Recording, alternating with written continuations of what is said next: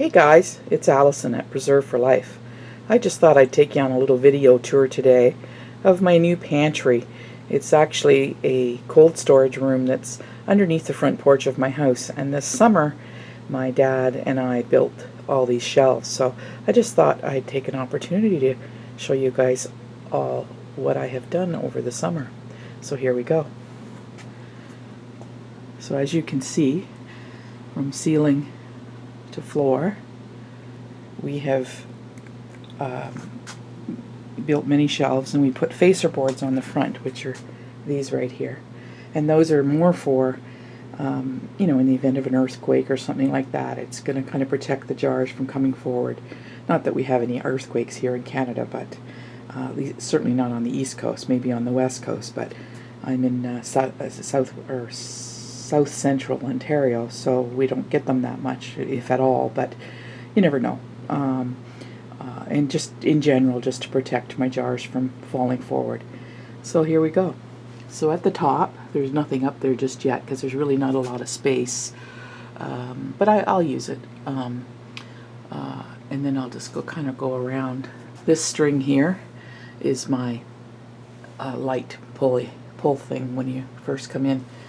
And so I'll come in and show you up here. These are just some canisters that I've collected that are empty right now. I just store them up there in the high space. And coming down, another shelf.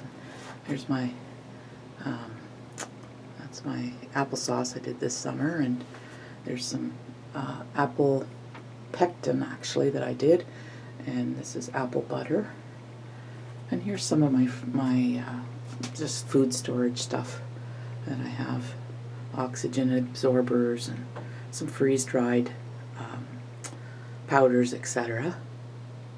Coming around here, the back, I have some jars. And here's kind of a neat idea. I took a coat hanger and for my extra rings that I have for my jars.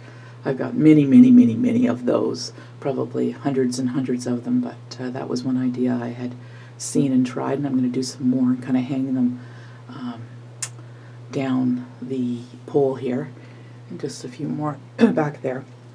And coming right along here, I got some of my tomato sauce actually that we did this summer with my girlfriends, and some tomato broth and vegetable broth, and then I did some mushrooms, and I did many jars of pumpkin from our garden. And I think that's just an extra, that's actually some leftover beet vinegar that I preserved rather than throw it away. And coming back here, I've got beef broth on the left, and then the second one over is chicken broth, and then I've got turkey broth, and I've got runner beans, yellow beans, and green beans from our garden, and carrots. And here's my soup section. I did some beef, a vegetable. I did some pumpkin soup. There's tomato soup, Hubbard squash soup, dill pickles. And again, coming back around with more space for empty jars, which as you can see I don't have a whole lot of. I've used a lot. Back in here is my food storage bags and some more food storage canisters. And then coming over here, this is where I have all my jams and jellies and things like that, all fruit related. And then I've got some pie fillings. I've got this right here is blueberry pie filling, and the empty space beside it is where I had my apple pie filling, but it's all gone now. And then I have some strawberry rhubarb pie filling. And then coming back here, here's my corn cob jelly that I did, and then some apples, some mandarin oranges, and then the next thing here is what I call my faux pineapple made out of zucchini. And then I've got some fruit. These are dehydrated dried fruits that I had done. And we come over here to, this is my dehydrated foods that I did this year, and they're all labeled 2014. I don't know if you can see that if I go a little closer. There's green beans, and there's red peppers, and there's carrots and green bell peppers. And then down here I have some more things, like those are some yellow beans from our garden, and cucumbers, broccoli, and mushrooms, onions, and this is the pumpkin from our garden. Because I had such an abundance of them, I had to do something, so I dehydrated, and they're really good hydrated in soup. And then we have more empty jars I kind of store along the back. And here's my stewed tomatoes that I have done over the last couple of years, and including this year. And then we have salsa, ketchup. This is my homemade barbecue sauce that I made. Caramelized onions, pork and beans, chili beans, navy beans, kidney beans, black beans. And here's some of my roast beef. And there's some pork that I did. And in the back behind the pork is some overflow of chicken stock that I did the other day. And down here we have relishes and some pickles and pickled beets and some overflow of the yellow beans from our garden, and more pickles and pickled carrots, pickled, those are hot yellow peppers that I did from our garden last summer, and dilly beans, and there's some more overflow of vegetable broth, and there's some pickled cherry tomatoes from our garden this year. I haven't tried them yet, but hopefully they turned out. And there's some bread and butter pickles I did this summer from cucumbers from our garden. And these ones, they're not pickled beets, they're actually canned beets, and oh my goodness, are they ever good.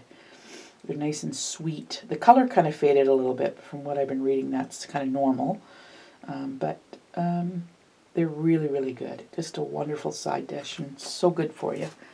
And then this is some overflow jars. These are mostly jelly jars that I have.